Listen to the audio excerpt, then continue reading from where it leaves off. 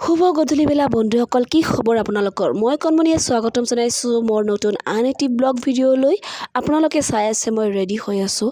ক'ত গৈ আছোঁ, কি কৰিম, কি নকৰিম সকলো কৈ আছোঁ। এই ৰোজা ৰাখি সাজন কাচন কৰিছোঁ। ৰোজাৰ মাহত লিপষ্টিক একো দিব নোৱাৰি, কাজল দিব পাৰি, কিন্তু মই দিব মন নগ'ল কাৰণ গোটেই দিনটো ৰোজা ৰখাৰ পিছত একো সাজন কাচন কৰিব মন নাযায়। এনেকৈ চিম্পুলভাৱে সাজি কাচি মই ওলালোঁ বন্ধুসকল।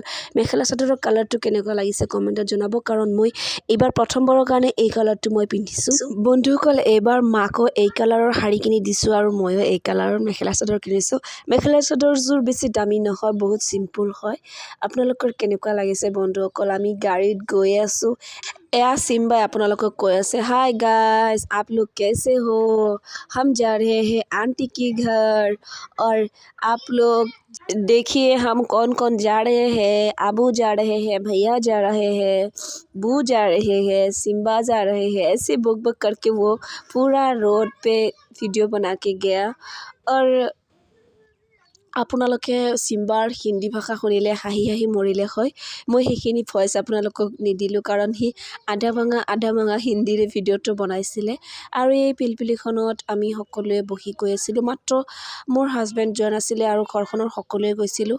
মোৰ দেওৰৰ ল'ৰা, আমাৰ বাবুহঁত, তাৰপিছত দেউতা, মা, আমি সকলোৱে। আমি এনেকৈ গৈ আমি মাজগাঁও পালোঁ আৰু আমাৰ মাজগাঁৱত মোৰ ননদৰ ঘৰ আছিলে। তাতে সিহঁতৰ ঘৰত আছিলে আজি ইফতাৰ পাৰ্টি। আৰু ইফতাৰ কৰাৰ পিছত বন্ধুসকল নামাজ পঢ়িব যেতিয়া ওলালে তেতিয়াই মই আপোনালোকক ভিডিঅ'টো দেখালোঁ। কাৰণ যেতিয়া ইফতাৰ পাৰ্টি আৰম্ভ হৈ আছিলে, মই ইমান হুলস্থুলীয়া পৰিৱেশত মই ভিডিঅ' কৰিব নোৱাৰিলোঁ কাৰণ বহুত মানুহ আছিলে।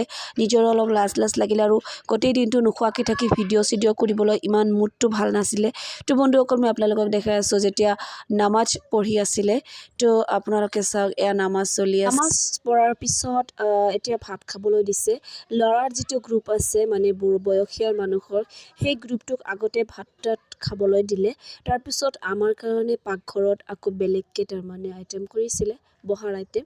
তো আমি তাতে যাই বহি ভাত খাই আহিলোঁ আৰু তাৰপিছত আমি ঘৰলৈ ৰাওনা দিলোঁ বন্ধুসকল। খোৱাটো শেষ হৈ গ'ল আৰু এতিয়া আমি লাহে লাহে আগবাঢ়িলোঁ আমাৰ ঘৰলৈ। এতিয়া মনে মনে ভাবি আছোঁ কেতিয়া যাই ঘৰ পাম আৰু কেতিয়া অকণমান বিচনাত শুব পাৰিম, কাৰণ গোটেই দিনটো ৰোজা ৰখাৰ পিছত ঘৰত কামো কৰিছোঁ।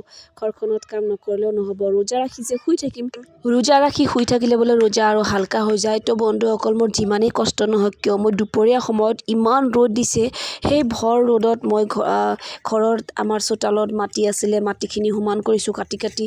আকৌ ইট বালু পেলালে ঘৰতে, সেইবিলাকো সহায় সহযোগিতা কৰিছোঁ বন্ধুসকল। এতিয়া গাটো একদম অৱশ হৈ গৈছে ৰোজা ৰাখি।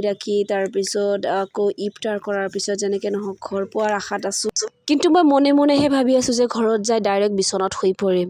ইফালে মোৰ হাজবেণ্ডে কি কৰিছে, মাছ কিনি দি দিছিলে। তেতিয়া মই মাছ ভাজি থৈ আহিছিলোঁ ঘৰত, আৰু তেতিয়া সময় নহ'ল যে মই চব্জি বনাই থৈ আহিম, কাৰণ আমি ৰেডি হৈ গৈছিলোঁ আৰু সেই নতুন কাপোৰ পিন্ধি যে মাছ চাছ লাৰি ৰান্ধি কৰিম, তো সেইখিনি সময় নহ'লে বন্ধুসকল। এতিয়া মই ঘৰত গৈ ভাত বনাব লাগিব, কাৰণ হাজবেণ্ডে ভাত খোৱা নাই, তেখেতৰ কাৰণে ভাত বনাব লাগিব, চব্জি বনাব লাগিব, কাৰণ চেহেৰীৰ সময়ত আকৌ খাব লাগিব।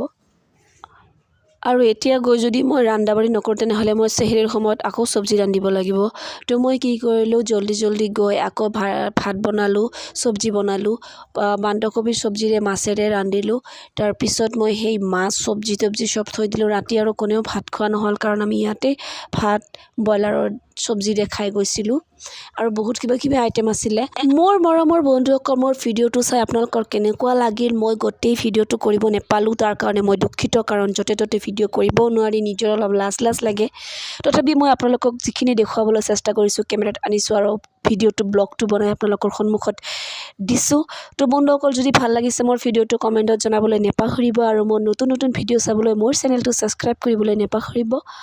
আৰু আপোনালোকে মোৰ চেনেলটো ছাবস্ক্ৰাইব কৰিলে মোৰ ভিডিঅ'বিলাক আগতে আপোনালোকৰ ইউটিউবত যাব। তো বন্ধুসকল, যদি ভাল লাগি থাকে কমেণ্টত জনাবলৈ নাপাহৰিব। তেতিয়ালৈকে ধন্যবাদ, আৰু মই চেষ্টা কৰিম ভাল ভিডিঅ' আপোনালোকৰ সন্মুখত দিবৰ কাৰণে। এতিয়ালৈ ইমানতে সামৰিলোঁ। Good night.